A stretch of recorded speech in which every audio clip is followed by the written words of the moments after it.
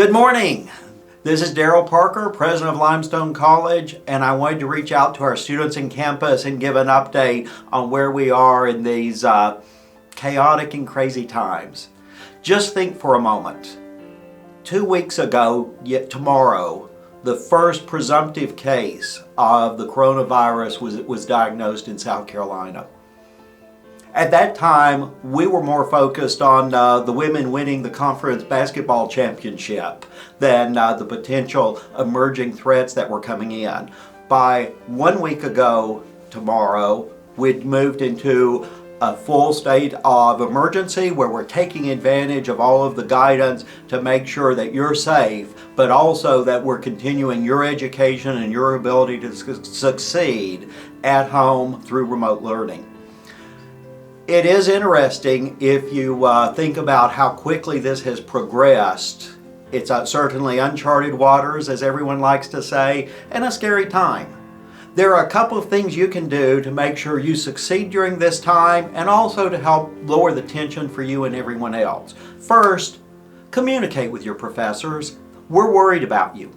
Each of our faculty members that I talk to has rolled out a plan. They know how to finish this semester online, but a lot of them say, these are the students I've grown close to. I know they're at home. There are several I haven't heard from. How can I make sure that I know they're okay? So stay part of the Limestone family, log in, check to see what's happening, and let's go ahead and see what our plans are. We're very fortunate at Limestone that we have a strong history in online communication. We know how to do this. We've been doing it for years. Many of you do not have experience in online courses. The key to success is communication.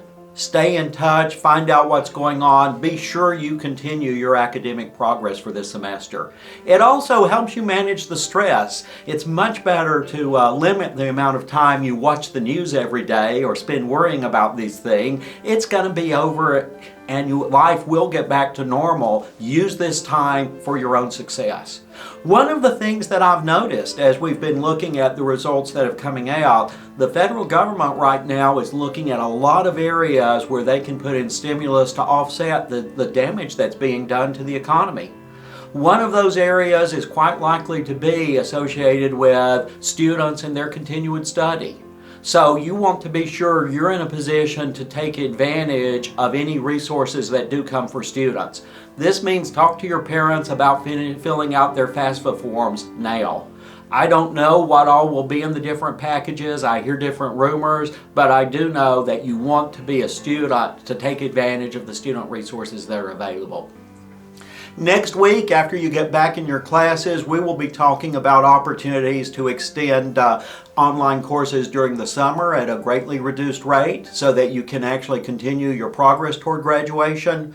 And we will then roll out a series of other things, both to help you succeed, help keep you focused on your career, and I'm very hopeful we'll be able to do things to help financially as we go ahead. I know many of you are wondering how this will all play out. So are we. I'm on calls every day, multiple times, trying to figure out the best guidance and things that are moving ahead. But if you're looking ahead to the future and saying, when will things get back to normal?